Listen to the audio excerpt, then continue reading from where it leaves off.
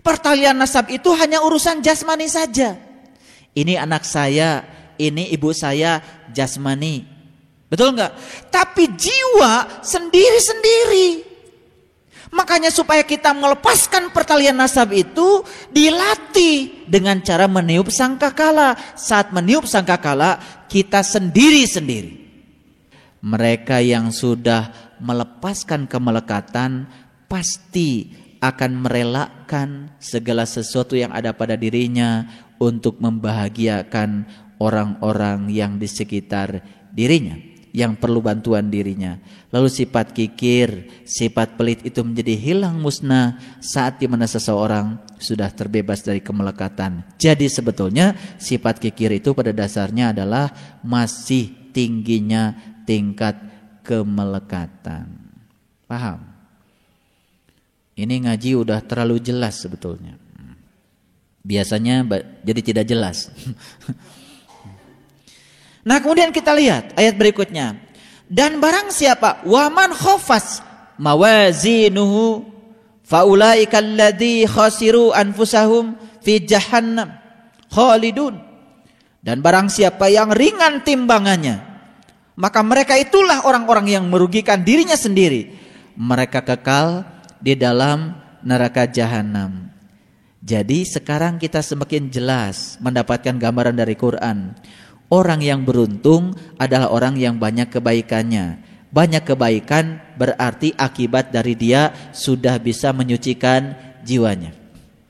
Nah, orang yang merugi adalah yang sedikit kebaikannya. Kenapa sedikit kebaikannya? Karena dia berhitung. Kenapa berhitung? Karena dia masih terlalu pekat, terlalu kuat kemelekatannya. Betul? Orang yang mau infak masih ngitung, itu sebenarnya penyebabnya cuma satu. Karena spidolnya permanen. Apa kalau ikut pengajian terus-menerus, Pak, bisa dihapus bekas spidolnya? Gak bisa. Lalu yang bisa menghapus apa? Yang bisa menghapus itu harus bisa meniup sangkakala. Harus bisa sendiri. Harus bisa menentukan nasibnya sendiri. Itu. Ini kajian sangat dalam. Karena selama ini kita memiliki paradigma banyak timbangan kebaikan. Jadi kita tuh ngagemol amal. Pak Indra mah 10 gemolan. Rek asup ka surga teh berat nyonak gemolan.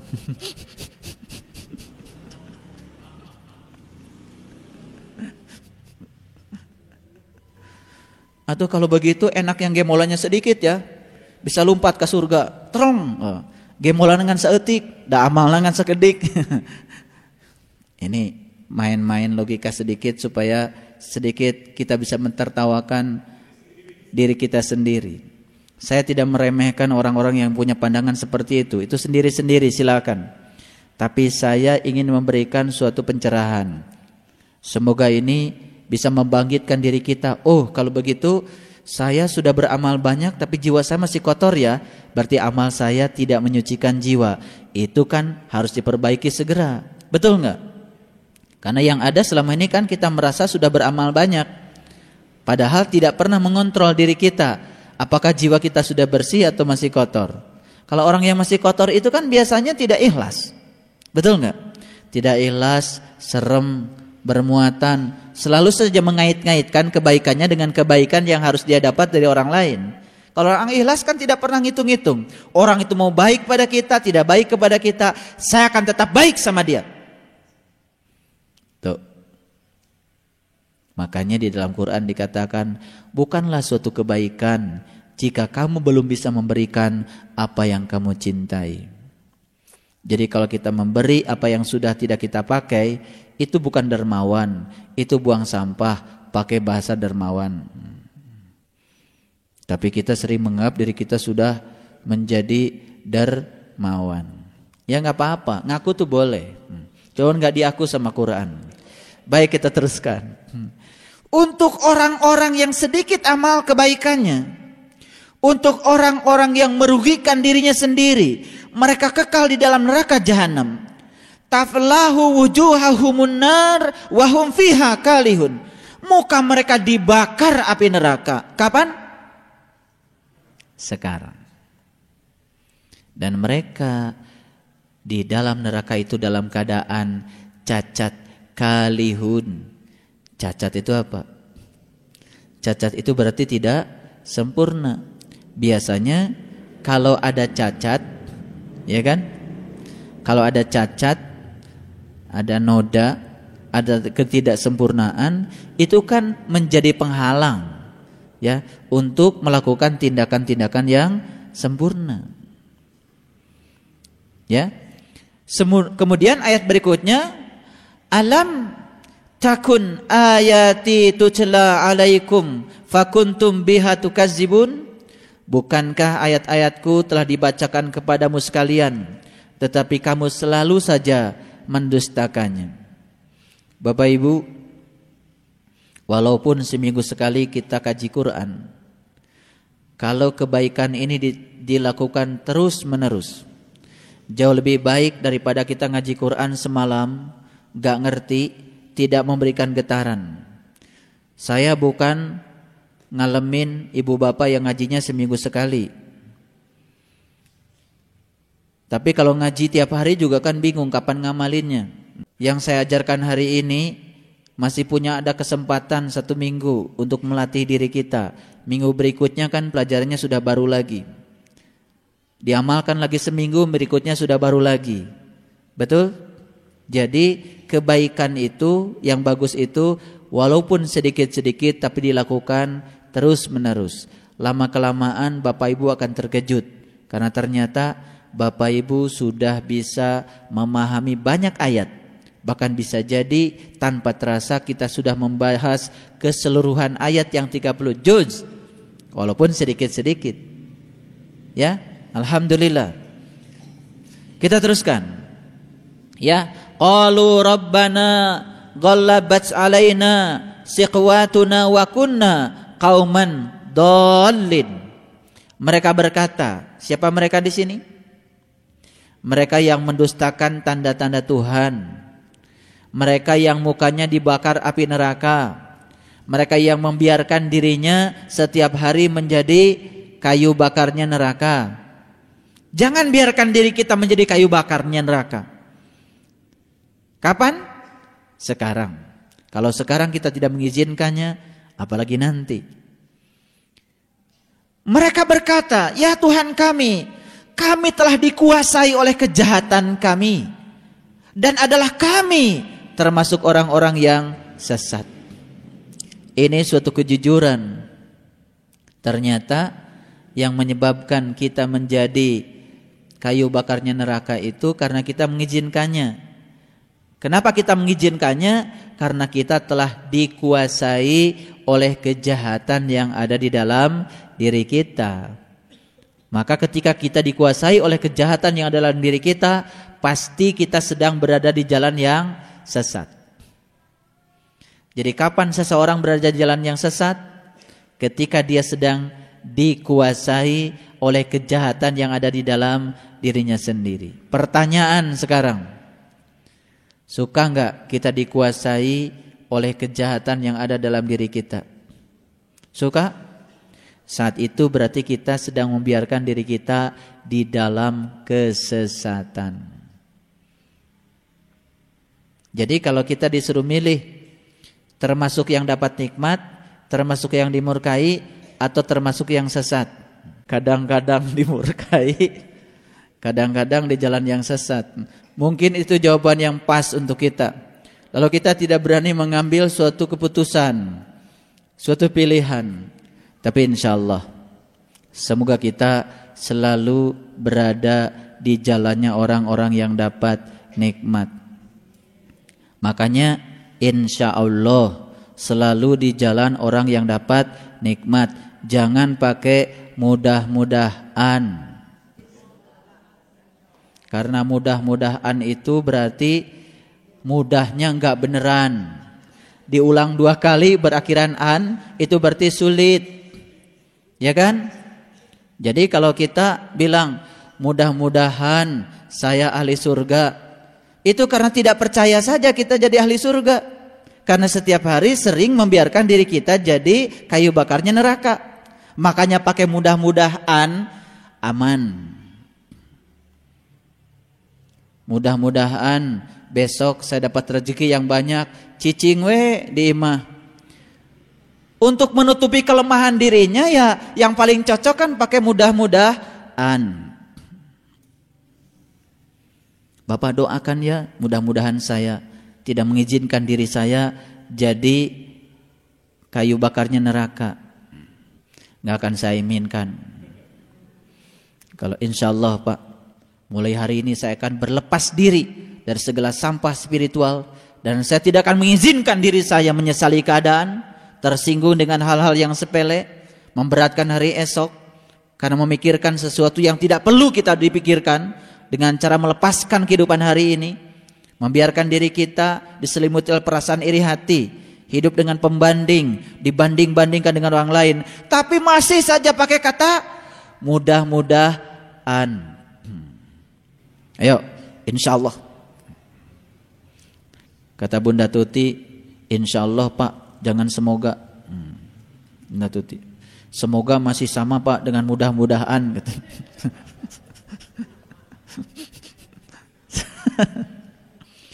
Lalu berikutnya apa? Rabbana akhrijna minha fa in udna fa inna dhalimun. Ya Tuhan kami, keluarkanlah kami dari neraka ini. Ini cerita bukan cerita nanti, ini cerita sekarang. Ya? Ini cerita sekarang. Makanya dari awal tadi, ini cerita sekarang. Makanya mereka yang memandang ditiupkan sangkakalanya nanti, ini ceritanya jadi nanti. Makanya ada dalam kurung. Betul nggak? Ini dalam kurungnya kan lebay. Dan kembalikanlah kami ke dunia. Ya Allah, dikiranya neraka hanya ada nanti. Sekarang sudah ada. Tadi udah ngaku. Ngaku nggak tadi kita? Kan di ayat sebelumnya mereka berkata, ya Tuhan kami telah dikuasai oleh kejahatan. Dan ketika itu kami sedang berada dalam keadaan sesat. Betul enggak?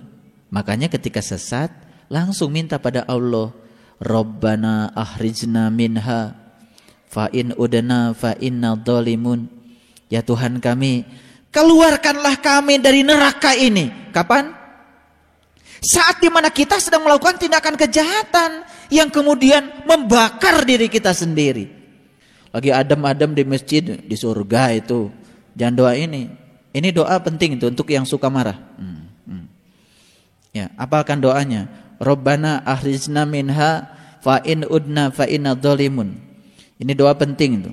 Begitu Bapak Ibu tersinggung karena orang lain menyinggung Bapak Ibu, langsung baca Rabbana akhrijna minha fa in udna fa inna dhalimun. Bagus enggak itu? Bagus kan? Ya Tuhan kami, keluarkanlah kami sekarang dari kejahatan yang menguasai diri kami, karena kami tidak betah tinggal di tempat ini. Ayo, ini penting untuk yang ya masih gampang tersinggungan, penting nih doain. Yang sudah ngapungnya kemana-mana itu udah nggak terikat pada apapun, nggak usah dihafalkan. Makanya doa ini selektif, hanya untuk orang yang ini doa kan bunyinya juga, ya Allah Tuhan kami, keluarlah kami dari apa? Dari neraka. Dia sedang tinggal di mana? Jadi kalau kita sedang tinggal di surga baca doa ini kan nggak pantas. Makanya jangan asal robana dibaca. Itu Quran itu situasional. Iya. Wah ada doa bagus Pak. Rabbana ahzidna minha fa in udna fa inna dhalimun. Hati-hati, itu doa untuk orang yang sedang berada di neraka. Dibaca. Ada lagi doa, Rabbana absarna wa sami'na farji'na na'mal salihan inna muqinun. Ya Allah Tuhanku, keluarkanlah aku dari neraka ini, karena kini aku termasuk orang-orang yang yakin. Izinkan aku sebentar saja dari surga. Kita hati-hati kalau baca Robbana atina fid dunya hasanah aja yang ngerti. Doa sapu jagat itu aman itu. Iya. Aman itu. Iya. Jangan jadi orang, wah saya pengen doanya panjang, biar nanti kalau memimpin doa saya disebut kiai. Semua robana dikumpulkan, diklik pakai Al-Quran digital. Wah semua robana ngumpul itu. Setelah itu dibaca. Hati-hati, ini robana juga, tapi ini robana yang dibacakan oleh orang yang sedang tinggal di mana. Nah, penting juga kalau sekali-kali kita tinggal di situ, minta dikeluarkan. Ya, daripada marah-marah enggak karuan, baca aja doa ini. Ya, Rabbana akhrijna minha fa in udna fa inna dzalimun. Subhanallah. Allah berfirman, ini firman Allah, tinggallah dengan hina di dalamnya dan janganlah kamu berbicara dengan aku. Makanya ketika kita sedang berada dalam situasi yang dikuasai oleh kejahatan, saya mau tanya Bapak Ibu, bisakah kita bicara dengan dia? Gak bisa. Seluruh jaringan telepon putus, sinyalnya hilang, baterainya lowbat. Semua hubungan dengan dia putus, karena dia mengatakan kamu tidak bisa berbicara dengan aku. Ada orang mengatakan, "Teu naon abdi mah kana neraka ge. Nu penting mah patepang sareng Gusti Allah." Nekat itu. Allah buatan dia kayaknya. Yang dipersepsi oleh dia sendiri. Ini ayat kontekstual. Tapi kalau ayat ini dibahas nanti, saya mau tanya, ibu bapak mau gak berubah sekarang? Makanya kata Allah, tinggallah dengan hina di dalamnya. Jadi bapak ibu, saya ingin kasih tahu, ketika kita baca doa yang tadi, ya Allah keluarkanlah aku dari neraka ini. Apa yang Allah bilang? Tinggallah kamu di situ dengan hina, dan aku tidak mau berbicara denganmu. Jadi sebetulnya ketika seseorang sedang diselimuti oleh kemarahan, kesombongan, keangkuhan, yang sifat-sifatnya terbalik dari sifat-sifat ruh yang ditiupkan pertama kali Allah ke dalam diri kita, saat itu kita sedang memiliki dinding yang sangat tebal dengan Allah. Makanya ketika ibu bapak berisik nih, masih ada rasa kesal, ada rasa kebencian, ada apa, mau niup sangkakala berapa kali, tetap saja kita masih terhubung dengan nasab-nasab, pertalian nasab-nasab. Bahkan pertalian nasab itu dengan jabatan ada pertalian nasab. Dengan uang ada pertalian nasab. Bukan sekedar dengan makhluk hidup, dengan keluarga, tapi bisa jadi ada pertalian nasab dengan segala sesuatu yang selama ini menjadi terikat bersama kita. Lihat ayat berikutnya. Ya, sesungguhnya ada segolongan dari hamba-hambaku berdoa, ya Tuhan kami telah beriman, maka ampunilah kami dan berilah kami rahmat, dan Engkau adalah pemberi rahmat yang paling baik. Ini baru doanya bagus. Lalu kamu menjadikan mereka buah ejekan. Nah, si yang tadi itu, yang tinggal di neraka itu, yang mukanya selalu dibakar dengan api neraka itu, dia itu selalu mengejek. Sehingga kamu mengejek mereka, menjadikan kamu lupa mengingat aku, dan adalah kamu selalu mentertawakan mereka. Subhanallah. Bapak Ibu, beruntunglah kalau hari ini kita ditertawakan oleh orang-orang yang seperti itu. Beruntunglah kalau hari ini kita diejek oleh orang-orang yang seperti itu. Berarti kita termasuk orang-orang yang beriman. Sesungguhnya aku memberi balasan kepada mereka di hari ini karena kesabaran mereka. Sesungguhnya mereka itulah orang-orang yang menang. Makanya di sini ayatnya wa annahum humul faizun. Ya, faizun, faizin sering diucapkan kapan itu? Sering diucapkan kalau sudah selesai saum, minal aidin wal faizin. Jadi kalau orang itu sudah kembali kepada Allah, aid, maka dia akan mendapatkan faizun. Nah, itulah orang-orang yang beriman. Orang-orang yang mendapatkan faizun. Allah bertanya, berapa tahunkah lamanya kamu tinggal di bumi? Mereka menjawab, kami tinggal sehari atau setengah hari. Maka tanyakanlah kepada orang-orang yang menghitung. Jadi tinggalnya cukup sehari atau setengah hari. Pernah tinggal saja di situ sehari atau setengah hari. Setelah itu dibimbing untuk bertawajuh. Saat bertawajuh kita id kembali kepada alam asal kita. Setelah itu dipacu diri kita untuk mendapatkan faizun. Allah berfirman, kamu tidak tinggal di bumi melainkan sebentar saja kalau kamu sungguh-sungguh mengetahuinya. Subhanallah, tinggal di bumi yang ini cukup sebentar saja. Wabtaghi fima atakallahu daral akhirah wala tansa nasibaka minad dunya. Yang pertama harus kita upayakan adalah mencari jalan ke akhirat. Cukup sehari atau setengah hari menginvestasikan waktu kita. Dan setelah itu wala tansa nasibaka minad dunya. Setelah itu jangan kau lupakan bagianmu di dunia. Makanya saya tidak mengizinkan kalau ada jamaah kita setelah mendapatkan ilmu ini berhenti bekerja, mau fokus, gak ada gunanya hidup kayak gitu. Ya, saya mau pergi saja bersemedi di Gunung Semeru. Mau dapat ujian apa di Gunung Semeru? Karena sesungguhnya ujian yang sesungguhnya kita dapat adalah dari kehidupan yang biasa sehari-hari di lingkungan keluarga, di lingkungan masyarakat, di lingkungan kerja, di lingkungan bisnis. Disitulah ujian yang sesungguhnya.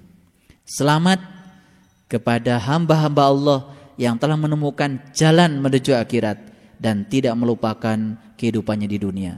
Barakallahu li wa lakum. Shadaqallahul adzim. Assalamualaikum warahmatullahi wabarakatuh.